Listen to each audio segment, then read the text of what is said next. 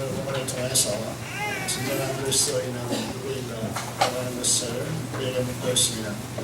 주는 우리에게 이 세상의 삶의 하나님과 샘물을 동시에 섬길 수 없다고 강조했습니다.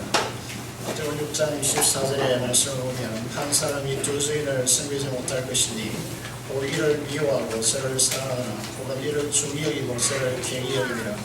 너희가 하나님과 샘물을 겸하여 섬기지 못하느니라고 말씀하고 있습니다.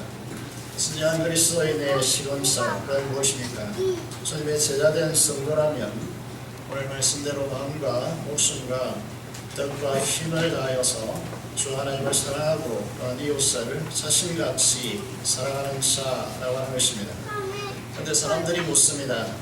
전문계를 다하여서 사랑한다라고 하는 이 말이 도대체 무슨 말인지 모르겠다라고 그렇게 합니다. 내가 어떻게 하여야 내 이웃을 내 몸과 같이 사랑하는 것인지 그것을 구체적으로 보여달라고 그렇게 말합니다. 하나님을 사랑하는 것이 너무나 어려운 이제 그리스도인에게 문제가 되고 있기 때문에 구체적으로 말합니다. 교회에서 주사 봉사하는 것이 하나님을 사랑하는 것이다. 하나님을 사랑한다는 것은 부재하고 소외된 사람들을 찾아가서 그들 이웃을 도와주는 것이다. 이런 식으로 말해달라는 것입니다. 율법사가 예수님을 시험하려고 왔습니다. 그래서 묻습니다. 어떻게 하여야 영생을 얻습니까? 라고 묻습니다. 우리가 잘 아는 대로 이 질문은 잘못된 질문입니다. 선행으로 구원받을 수 없기 때문입니다. 우리가 구원받았기 때문에 하나님의 말씀을 따라 선행을 행하라고 하는 것이지 선행을 행함으로 구원을 받는다라고 그렇게 우리는 말하지 않습니다. 26절의 말씀을 보시면 예수님이 율법사에게 율법에 무엇이라 기록되었으며 네가 그것을 어떻게 읽느냐라고 그렇게 말씀하고 있습니다. 사실 주님의 이 말씀은 우리의 학문의 책에 있어서 중요한 말씀이 됩니다. 진정한 공부라고 하는 것이 무엇인가? 그것을 우리는 해석학이라고 그렇게 말합니다. 어떤 영역에서든지 압도하고 주도하는 리더십을 갖추려면 이 문제를 해결해야 합니다. 우리 교육책에는 이 해석학을 가르치지 않고 어떻게 기록되었으며 그것을 어떻게 읽느냐라고 하는 이 부분을 가르치지 않고 우리의 학교 저희가 계속해서 기계적으로 정답을 산출하는 단순화를 반복하고 있기 때문에 우리 사회가 리더십을 갖추지 못하고 있습니다.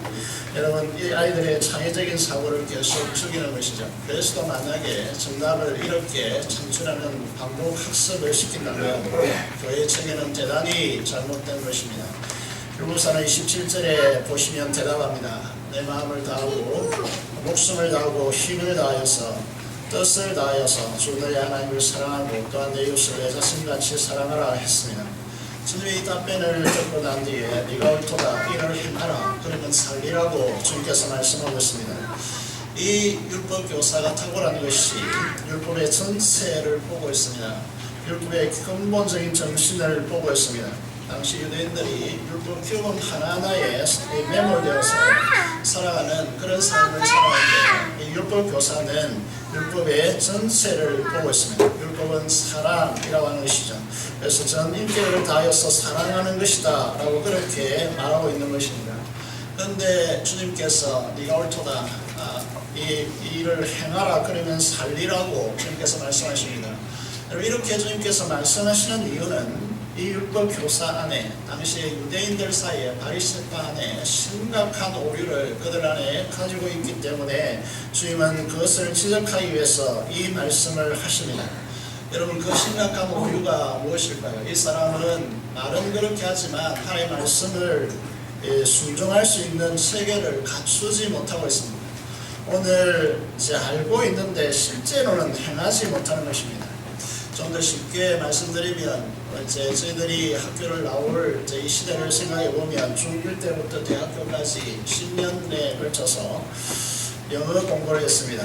그런데 영어를 현지 영어를 하는 사람들과 대화할 수 있느냐 하면 하나도 그 영어가 들리지 않습니다.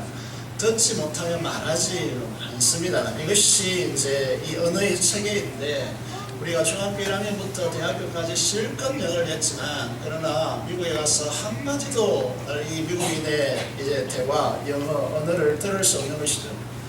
여러분 율법의 체계를 학습하고 있지만 그리고 오늘 조국교회가 하나님의 말씀을 열심히 듣고 그 말씀을 순종한다고 하지만 여러분 이것이 이제 심각한 문제를 안고 있음을 우리가 바라볼 수 있어야 합니다. 이것이 율법 교사의 체계이고 더 나아가서 우리 한국 교회가 가지고 있는 모습입니다. 율법 교사가 가진 문제가 무엇입니까? 서서히 이 질문 속에서 드러나고 있습니다. 19절의 말씀을 보시면 이제 이 대답을 하고 난 뒤에 이를 행하라고 말씀하셨지만은 이제 19절을 보면 이 이제 율법 교사가 자기를 옳게 보이려고 예수님께 다시 질문합니다. 그러면 내 이웃이 누구입니까? 라고 하는 질문을 던지는 것이죠. 사실 질문은 중요합니다. 그 사람의 속에 있는 그의 학문적 실력을 그대로 노출시키기도 하고 그 사람이 가지고 있는 학문적 열정을 가진 사람이 질문하는 것이죠. 그런 의미에서 질문이 중요합니다. 이 사람 질문 속에 그 사람이 가지고 있는 그 안에 그 율법의 동력이 무엇인지 잘 절실하게 드러내 보여주고 있습니다. 핵심적인 용어가 무엇이냐면 자기를 옳게 보이려고 라고 그렇게 말하고 있습니다. 이것을 우리가 신학적으로 일반화해서 자기의라고 그렇게 정의합니다. 자기의라고 하는 것이 무엇입니까? 그것은 자기 주장 의지를 이제 의지라고 하는 이 자아가 자신을 표현하는 방식을 말합니다. 이 자아를 죄가 사로잡고 있습니다. 죄는 하나님을 반역한 것으로 작동하기 때문에 이 사람은 절대로 하나님의 말씀에 순종하지 못합니다. 분명 그림이 그렇습니까? 여러분 그런데 하나님의 말씀에 정말로 순종하려면 이 사람 안에 어떤 역사가 일어나야 합니까? 주님의 생명의 복음의 빛 아래서 자신의 내면의 실체를 봐야 합니다. 자기가 죄로 근래 조각이 된 이제 근래 조각같이 그렇게 더럽혀져 있는 그런 내면을 보셔야 합니다. 자기 안에 선함이 전혀 없으며 만물보다 심히 거짓되고 부패한 것이 마음이라는 이 사실을 보셔야 합니다. 예레미야 17장 9절의 말씀을 보면 만물보다 거짓되고 심히 부패한 것은 마음이라 누가 이를 할리요 나는 이라고 말씀이 나오고 있습니다. 여러분 인생이란 무엇인가? 복음의 진리의 빛 아래서 자신의 내면을 들여다보아야지 이 이제 율법의 이런 규범 속에서 율법이 내세우는 이렇게 행동주의 간 양식 속에서 자신이 들여다보이지 않습니다. 예레미야 2장 13절의 말씀을 보시면 내 백성이 두 가지 악을 행하였나니 곧 그들이 생수에 거론되는 나를 버린 것과 스스로 웅덩이를 판 것인데 그것은 그 물을 가두지 못할 터진 웅덩이니라 라고 그렇게 말씀하고 있습니다. 아무리 물이 그의 심령 속에 생수의 강물이 그의 심령 속에 들어가는데 그 심령이 터진 웅덩이이기 때문에 그것이 그에게 호력이 전혀 없다는 것입니다. 주님의 십자가 없이는 제가 자아를 사로잡아 이끄는 이 부패한 마음과 가두지 못할 터진 웅덩이 속에서 허비하는 이 인생을 구원해낼 수가 없습니다. 따라서 하나님의 말씀에 순종할 수 있는 체계가 아니라는 것이죠. 십자가로 율법의 마침이 되시는 주님밖에 다른 길이 없음을 보게 되는 것, 이것이 우리의 신앙의 가장 기초입니다. 그래서 우리는 찬양하는 것이죠. 요즘 잘 부르지 않지만은 이전에 핵심이 이제 주도되었던 것이기에 자주 불렀던 찬양이라고 생각됩니다. 너가 없는 자라도 도와주신 바라고 생명샘에 나가니 나를 씻어 주소서. 이 찬양을 부를 수밖에 없는 인생이 된 것입니다. 율법의 교사 수준을 넘어선 사람이 있습니다. 그 사람이 누구였습니까? 사도 바울입니다. 사도 바울은 길리기아 다소라고 하는 헬라 지역에서 태어났습니다. 어머니의 그 부모가 유대인이기 때문에 이 지역에서 살고 있지만 이 아들을 예루살렘으로 유학을 시켰습니다. 그가 이제 가마리엘이라고 하는 유명한 사람의 문화생으로 들어가서 율법의 엄한 교훈을 받고 열심을 다해서 공부했습니다. 그 결과로 이제 이 바리새파 중에서 바리새파는 두 파가 있습니다. 사도계파, 힐레파가 있는데 이 힐레파의 그루인 가마리엘 수제자가 됩니다. 이 수제가 되었던 이 바울은 로마서 7장에서 이렇게 고백하고 있습니다. 율법을 통해서 선을 행하여 의에 도달하려고 열심히 몸부림쳤지만 실수로 내 속에 있는 죄가 자아를 사로잡고 있기 때문에 비참하고 공간 나락으로 떨어지는 자신을 보면서 24절에 오라 나는 공고한 사람이로다 누가 이 사망의 몸에서 나를 건져내라라고 그렇게 탄식하고 있습니다. 그가 예수 그리스도를 만나고 십자가 부활의 영광의 주님을 만나고 난 뒤에 그는 이렇게 고백하고 있습니다. 빌보서 3장 5절에서 7절에 보면 히브리 인중의 히브리니요 율법으로는 흠이 없는 자로다. 그런데 십자가와 부활의 주님을 만나고 난 뒤에 이전에 무엇이든지 이제 세상의 자랑과 나에게 유익된 것들을 그리스도를 위하여 다 해로일 뿐더러 배설물로 여긴다. 왜냐하면 내 주 그리스도 예수가 아는 지식이 가장 고상하기 때문이라고 그는 고백하고 있습니다. 여러분 이 율법교사와 같이 사도 바울 안에는 자기라고 하는 자기 자랑이 내재되어 있지 않습니다. 이것이 십자가에 처리되었습니다. 그래서 오늘 성가대 찬양대가 찬양했지만 고린도전서 15장 10절의 말씀을 보면 그러나 내가 나된 것은 하나님의 은혜로 된 것이니 내게 주신 그의 은혜가 헛되지 아니하여 내가 모든 사도보다 더 많이 수고하였으나 내가 한 것이 아니요 오직 나와 함께 하신 하나님의 은혜로라 라고 그렇게 그는 고백하고 있습니다.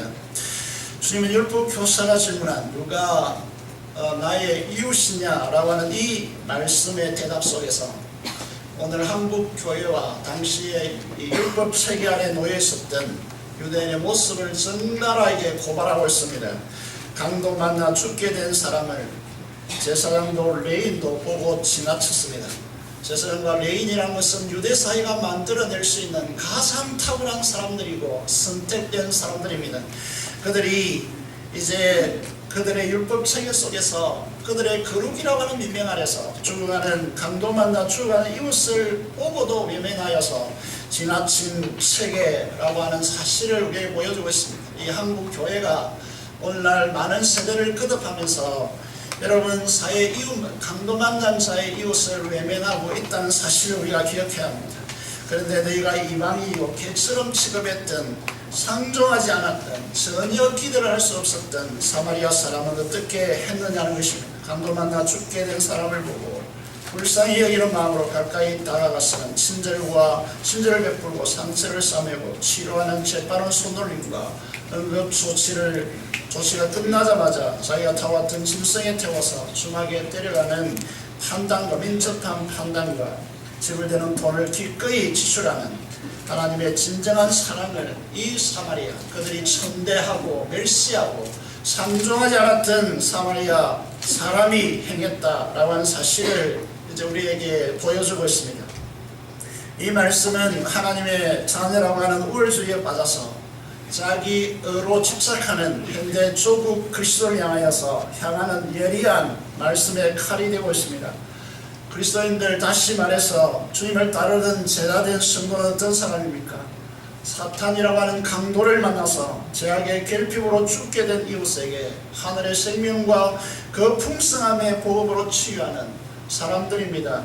그리고 그들 속에 결핍으로 허덕대던 인생 속에 성령의 생수의 강수를 흐르게 하는 이 복음을 전해야 할 사람들이 그들입니다. 싸매고 치유하고 그들 속에 하늘의 성령의 생수의 강이 흐르도록 해야 될 사람들이 그들입니다.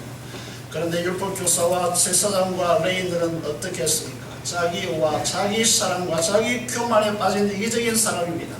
자기 중심의 삶의 패턴을 콘크리트화 해서 절대로 깨뜨리지 않습니다. 주님의 몸된 교회를 위해 일한다 해도 절대로 자기 손해를 보려고 하지 않습니다.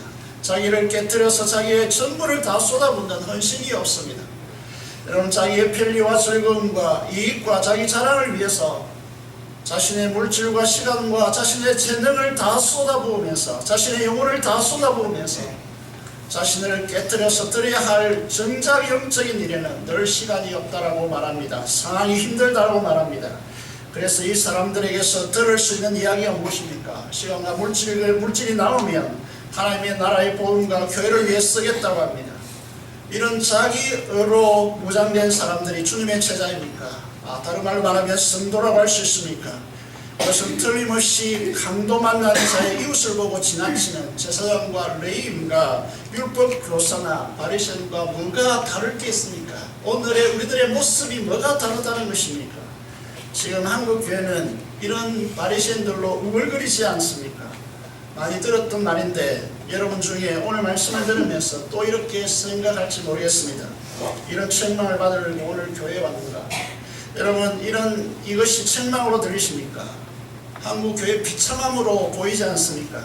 여러분은 선한 사마리아인으로 칭찬받아야 합니까? 아니면 이것을 보고 지나친 제사장과 레위인으로 책망받고 회개해야 합니까? 이 문제를 깊이 더 들여다보게 하는 사건이 마르다와 마리아 사건입니다. 마르다라와 이름하는 한 여자가 예수님을 자기 집으로 초대했습니다. 왜냐하면 우리가 잘 아는 대로 오라비 나사로가 죽은 지 나흘 만에 예수님이 이 나사로를 살렸기 때문입니다. 여러분 잔치집의 상황을 보면 우리가 알듯이 집안을 청소해야 되고 음식을 준비해야 합니다. 우리 교회가 노예나 중행사를 많이 감당했기 때문에 일을 해보면 아시겠습니다만은 정말 이 일은 끝이 없습니다. 해도 일이 끝나지 않습니다. 마리아가 처음부터 이런 일을 하나도 하지 않았다는 그런 일이 아닙니다. 어느 정도 일을 해놓았습니다. 그래서 예수님이 오셔서 그곳에 이제 주님께서 말씀을 전하고 있고 그곳에 베다니이기 때문에 베다니는 지역상으로 보면 알겠지만 예루살렘에서 여러분 강남에서 오늘날로 설명하면 강남에서 살지 못하는 사람들이 여러분 잘 살지 못하는 지역에 모여서 사는 곳이 베다니입니다. 베다니에서 주님께서 말씀을 전하고 있습니다. 예수님 이 지역은 갈릴리 지역에서 멀리 떨어져 있기 때문에 말씀을 많이 접하지 못했다고 할 수 있습니다. 이곳에서 주님께서 말씀의 세계를 펼치고 있습니다. 이 병든 자를 고치고 있습니다. 그런데 40절의 말씀을 보면 마르다는 준비하는 일이 많아 마음이 분주하다고 기록하고 있습니다. 예수님은 베다니 나사로의 집에서 말씀을 전하고 있는데 이 마르다는 자신의 일에 분주하고 있습니다. 이 시간이 끝나면 식사를 해야 합니다. 많은 사람들이 식사를 해야 하기 때문에 마르다의 마음이 더 다급해지는 것입니다. 그런데 자기가 함께 바쁘게 움직이리라고 생각했던 마리아가 보이지 않습니다. 자기가 혼자 분주하게 움직이는 상황 속에서 왜 이렇게 바쁘지? 라고 하는 생각 속에서 마리아를 찾습니다. 그런데 보이지 않습니다. 어디에서 발견하게 되었습니까? 전혀 예상하지 못했던 곳에서 마리아를 발견합니다. 어떻게 거기 이 시간에 있을 수 있느냐라고 그렇게 말할 수 있는 그런 의아한 자리에 있습니다. 세상에 마리아가 사람들에게 둘러싸여서 예수님의 가장 가까이 주의 발치에 앉아서 주의 말씀을 듣고 있음을 보게 됐습니다. 동시에 괘씸할 뿐만 아니라 그것을 내버려 두고 말씀을 듣게 하는 주님이 더 속상한 것입니다. 그래서 주님에게 더 속상한 것입니다. 그래서 마르다가 예수님께 나아가서 예수의 말씀을 전하는 그분을 깨트리고 이렇게 말합니다. 주여 내 동생이여 나 혼자 일하게 두는 것을 생각지 아니하시나이까. 그를 맹하사 도와주라 하소서라고 그렇게 말하고 있습니다. 마르다는 무엇에 관심이 있습니까? 예수님의 말씀을 전하는 것보다 영혼에게 말씀을 선포하는 것보다 훨씬 더 중요한 문제가 그가 집주인으로서 사람들에게 드러나야 할 그런 자기의 공적에 훨씬 더 관심을 가지고 있습니다. 다른 말로 말하면 나 중심의 승리입니다. 율법 교사나 마르다는 똑같은 사람입니다. 율법 교사에게 찾으셨던 것처럼 마르다에게 자기 의가 드러나고 있습니다. 끝으로 보기에 마르다는 없어서는 안 되는 중요한 인물이 됩니다. 교회 일의 중심에서 일에 부심이 나겠지만 마르다가 없다면 집안이 돌아가지 않습니다. 교회가 돌아가지 않습니다. 그렇지만 자기 의를 위해서 자기 의를 드러내면서 자기 자랑, 자기 옳게 보이려고 하는 이 율법교사나 자기 중심에서 일하는 이 마르다는 주님의 사역을 깨트립니다. 이 사람들이 많을수록 교회는 커다란 문제를 안게 되어집니다. 어떤 사람과 대화하는 중에 자기 주변에 있는 사람이 이렇게 말했다고 하는 이야기를 들었습니다. 목사님의 설교가 야곱과 에스에 대한 설교였는데 왜 에스를 미워하고 이 야가 빠지고 이제 속임수의 딸인 이 야곱을 사랑해서 그를 복의 창자로 삼았는가 라고 하는 부분이 이해가 되지 않는다고 했습니다.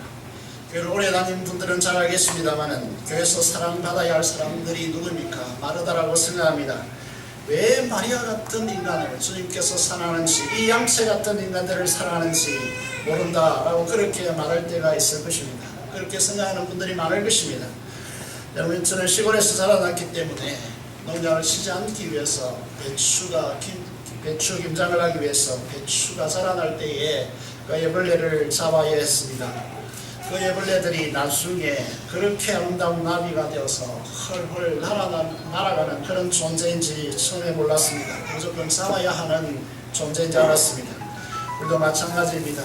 주님은 우리에게 나비로 살라고 하는데 우리의 육신의 삶의 방식인 애벌레로 살고자 하는 것입니다.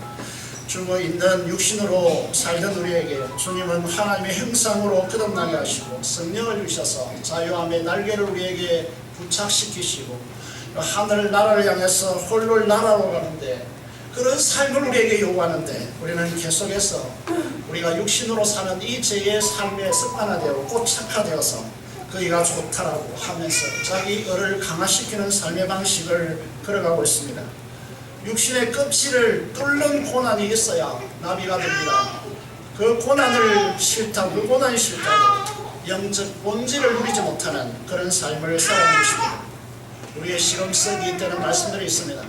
그것이 마태복음 16장 25절의 말씀을 보면 누구든지 제 목숨을 군코자 하면 잃을 것이요 누구든지 나를 위하여 제 목숨을 잃으면 살리라고 잃으면 찾으리라고 그렇게 말씀하시고 누가복음 9장 23절에 아무든지 나를 따라오려거든 자기를 부인하고 날마다 제 십자가를 지고 나를 따를 것이니라 라고 그렇게 말씀하고 있습니다. 여러분을 묻고 싶습니다. 오늘 말씀과 쭉 연결해서 이 말씀이 여러분에 들립니까? 여러분 이 말씀이 이해됩니까? 이 시금석이 여러분에 작동되지 않다면 여러분 아직까지도 육신의 삶에서 벗어나지 못했다라고 단언할 수 있습니다. 믿음이라는 것은 단순한 것이 아닙니다. 믿음이라는 것은 생명과 생명의 교환입니다. 내 생명을 주님께 드리고 주님의 생명이 내 안에 들어와서 사는 방식이 믿음이라고 하는 방식입니다. 만약 예수 그리스도에게 당신의 생명을 드린다면 그분은 그분의 생명을 당신에게 줄 것입니다. 이것이 믿음의 방식입니다. 마르다와 같이 자기 의를 위해서 어떤 일을 하려고 노력하는 것은 심각한 그리스도인의 오류입니다.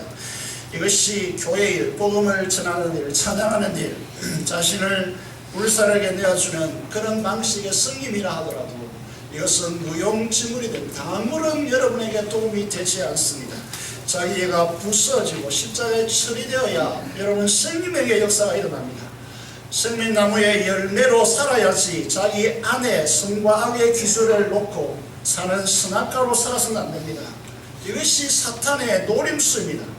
자기 의의 기준을 가지고 맡드는 사람, 자기의 옳음을 나타내는 사람, 그보다 더 고귀한 가치인 생명과 영의 강한 생명나무의 신비를 이런 사람들이 보지 못합니다. 그래서 언제나 교회에서 도덕률을 가지고 따집니다.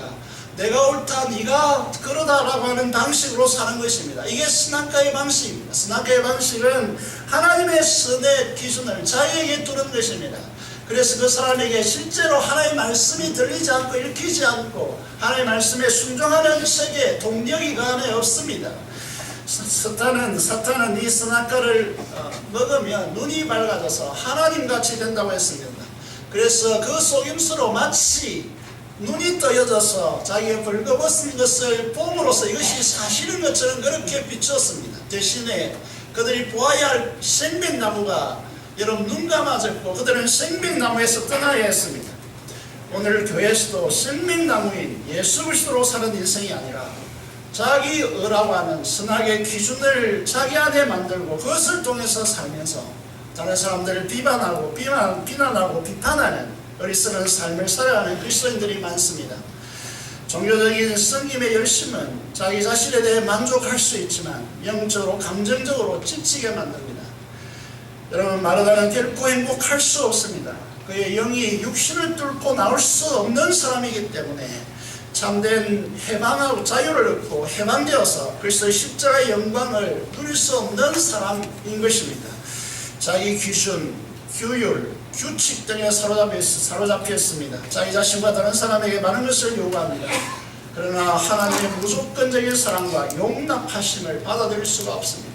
수용할 수가 없습니다. 이해할 수가 없습니다. 그래서 계속해서 인생, 자기 안에도 자기 스스로 갈등을 도출할 뿐만 아니라 그의 공동체 안에서도 심각한 갈등을 행사하는 것입니다. 이 마리아족들은, 이 율법교사와 같은 자들은, 제사장과 레위인과 같은 자들은 사람들과의 일정한 거리를 두어야 합니다. 그리고 반대로 또 자기의 필요한 사람들은 철글머리처럼 그렇게 달라붙어서 세력하기도 합니다. 그것이 마르다족들이 자기들의 힘으로 하나님의 사랑을 느끼겠다고 느끼는 유일한 길이 되기 때문에 그것은 불행한 것입니다. 창세기 3장 15절을 우리는 원시복음이라고 말합니다.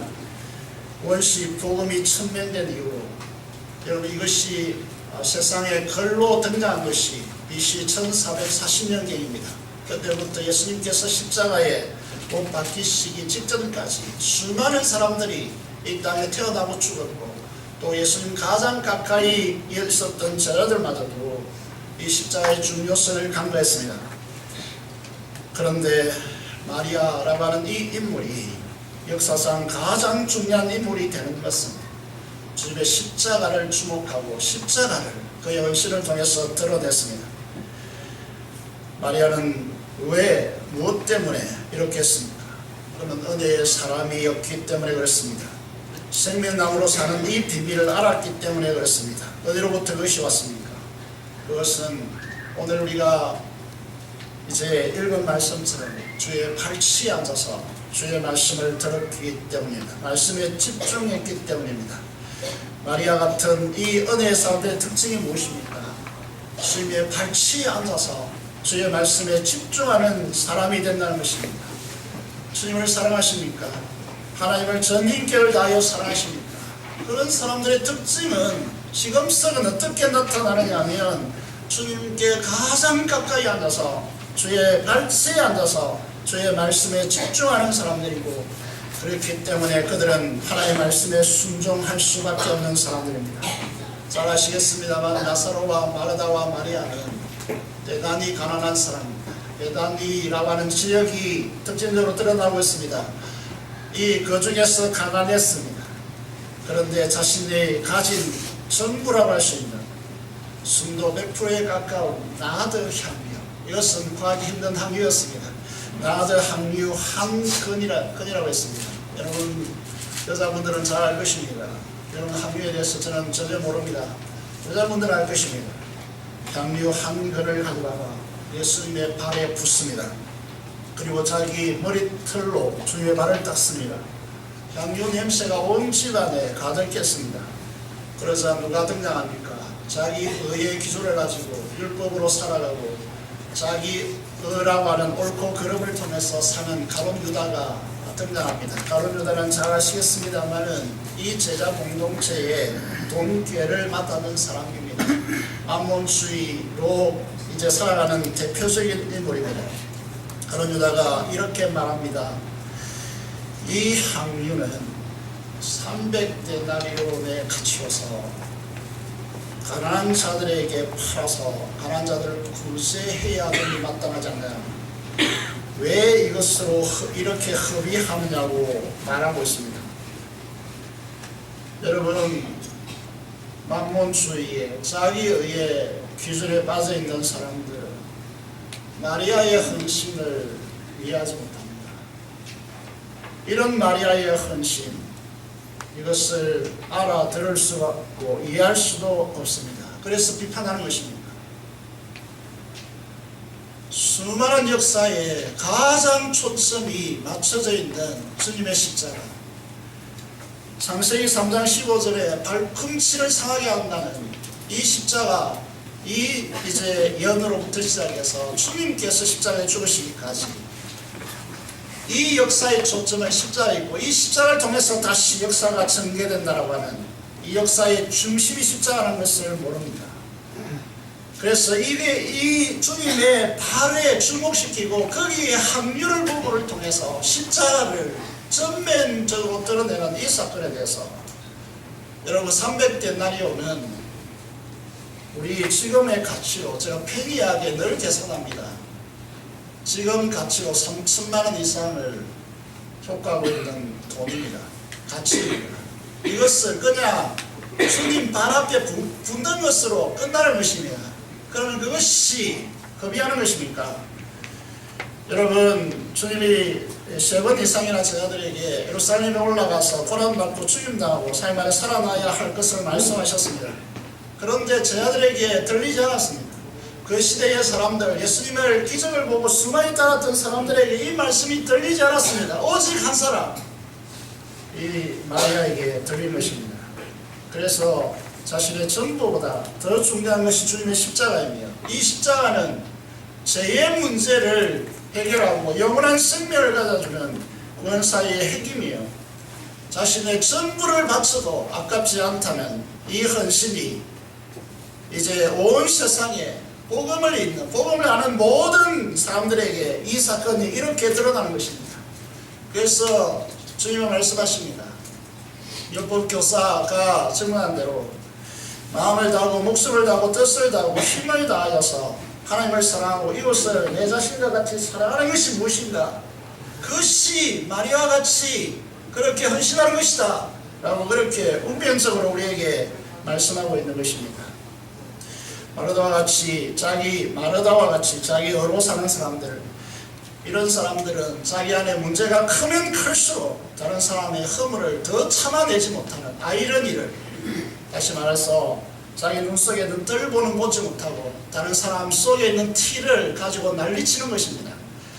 여러분, 율법을 통해서 그들이 해야 될 것과 하지 않아야 될 것을 너무 잘 압니다.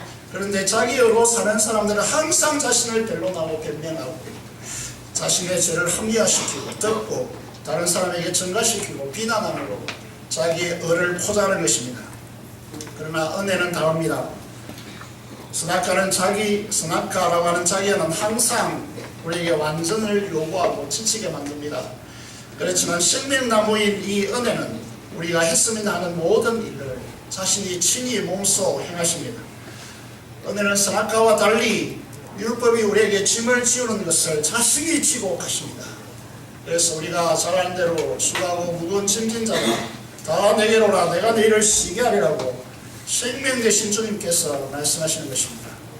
많은 그리스도인들이 마르다와 같이 율법 교사와 같이 무엇을 하여야 그 조건 아래서 자기 의를 구축하고 그것을 통해서 세상을 판단하고 그것을 통해서 기껏해야 죽음의 죄의 권세를 이 사람들은 절대로 뛰어넘을 수 없습니다. 전도하지 못합니다. 이런 사람들은 생명이 생명을 낳지, 여러분, 생명이 생명을 낳지 생명이 없는 것들이 생명을 낳을 수가 없습니다.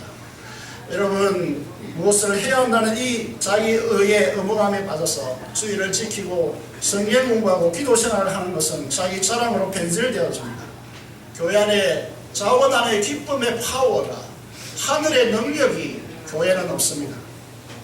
우리 교회 한 권사님이 계십니다.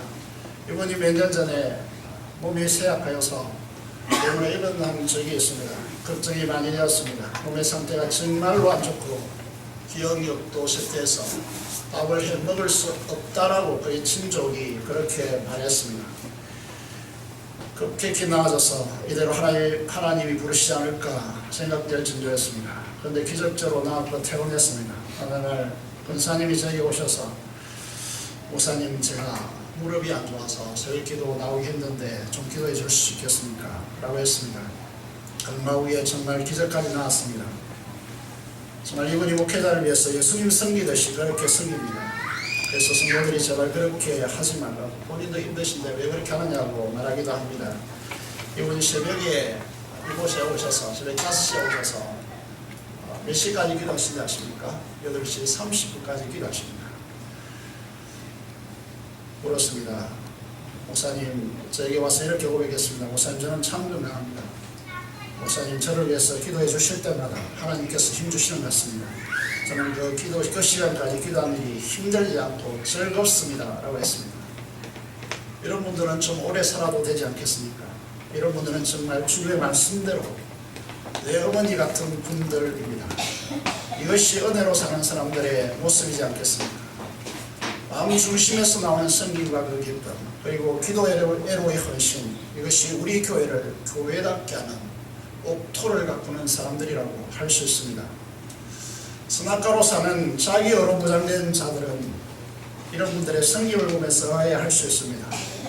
지금 부산교회 토양을 제가 재직 수련회 하면서 정말 토양이 좋다, 저는 늘 밖에서 자랑한다고 했습니다. 이런 은혜의 사람들이 자리 잡고 있기 때문에 가능한 이야기입니다. 은혜는 교만한 자들에게 문이 닫힙니다. 자신의 비천함을 하는 자들, 자기 속에 그 어떤 선한 것도 만들어낼 수 있는 능력이 없다는 이 사실을 아는 자들에게 은혜는 작동합니다. 그래서 오직 주님을 의지하고 주님을 찾는 것입니다. 그래서 주님이 말씀하신 대로 마가복음 10장 8절의 말씀 보면 주님 외에는, 하나님 외에는 선한 이가 없다라고 고백하게 되는 것입니다. 오늘 이 말씀이 예수님이 여러분을 향한 개인적 말씀으로 들리기를 원합니다. 수박 끄덕기라고 하는 말이 있습니다. 자주 쓰는 말이죠. 수박은 겉으로 보면 금푸르고 검은 줄로 되어 있습니다. 딱딱한 껍질로 되어 있습니다. 이 껍질이 깨져야, 이 껍질을 갈라야 그 속에 분홍빛의 물이 풍부하고 달콤한 부드러운 속살을 먹을 수 있습니다. 신앙도 마찬가지입니다. 율법 교사가 말하다처럼 자기 의로 살아가는 사람들에게는 이 영적 세계가 열리지 않습니다. 자기 의로 무장되어 있는 육신이 죽지 않는데 어떻게 말할 수 없는 영광스러운 하나님의 나라가 열립니까? 아무리 목사가 되고 장로가 되고 권사가 되고 집사가 되고 아무리 그 무엇이 된다 할지라도 안 됩니다. 이런 사람 절대로 선한 사마리아인처럼 마리아처럼 중심을 다한 하나님의 사랑, 이 동력이 그 안에서 작동될 수 없습니다. 그래서 늘 인색할 수밖에 없습니다. 주님을 위한 헌신이 늘 인색한 것이죠. 다시 말해서 다하여 하나님을 사랑하고 이웃을 사랑한다는 것은 이런 사람들에게 체계 자체가 불가능한 것입니다. 자기 의로 사는 선악가의 체계이지 생명나무이신 주님의 십자가 체계가 아닙니다. 저와 여러분의 모습이 어떤 모습인지 오늘 주님께서 성령을 통하여 여러분에게 말씀하셨으리라 믿습니다.